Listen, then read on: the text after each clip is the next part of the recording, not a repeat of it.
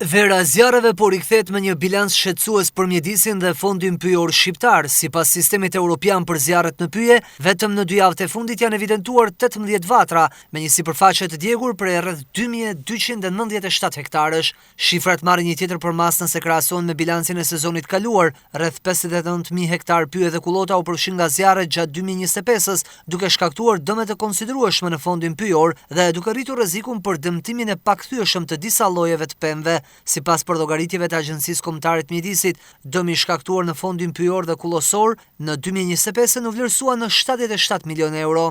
Por krahas dëmit mjedisor dhe ekonomik, një tjetër pikë shqetësuese mbetet origjina e zjarreve. Nga 1 qershori deri më 11 gusht, policia e shtetit ka evidentuar 10 raste ku dyshohet se flakët janë shkaktuar nga dora e njerëzit. Në këtë periudhë 21 persona janë arrestuar për veprën penale të shkatrimit pronës me zjarr. Një pjesë e tyre janë kapur në flagrancë, ndërkohë 44 persona të tjerë po jetohen në gjendje të lirë.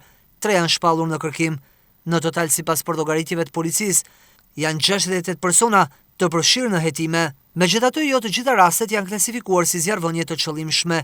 Policia bën të ditur se në 7 raste autorët e dyshuar ende nuk janë identifikuar, por 10 ngjarje të tjera vijojnë verifikimet për të përcaktuar nëse zjarri është shkaktuar qëllimisht apo ka ardhur si pasojë e faktorëve të tjerë, ndërsa 10 raste janë klasifikuar si aksidentale. Ligji parashikon dënime të ndryshme për zjarrvënien, në varësi të pasojave dhe rrethanave. Për shkatrimin ose dëmtimin e pronës me zjarr, dënimi mund të shkojë deri në 5 vite burg. Kur zjarri vihet në rrethana që favorizojnë përhapjen e flakëve ose pranë zonave të banuara, dënimi parashikon 3 deri në 8 vite burg. Nëse preken zonat e mbrojtura, pasuritë trashëgimisë kulturore apo infrastruktura kritike, dënimi shkon nga 4 në 10 vite burg. Kur pasojat materiale janë të rënda, dënimi mund të arrijë deri në 10 vite, ndërsa kur rrezikohet jeta apo shëndeti i njerëzve, kodi penal parashikon dënim nga 5 në 15 vite burg. Mbrojtje të posaçme parashikohet edhe për pyjet. Zjarri i qëllimshëm në pyje mund të dënohet deri në 20 vite burg kur shkakton pasoja të rënda për njerëzit, pronën apo mjedisin, ndërsa kur ai shkaktohet nga pakujdesia, dënimi parashikohet nga 2 në 8 vite burg. Për te shifrave dhe hetimeve penale, dëmi më i madh mbetet ai mjedisor,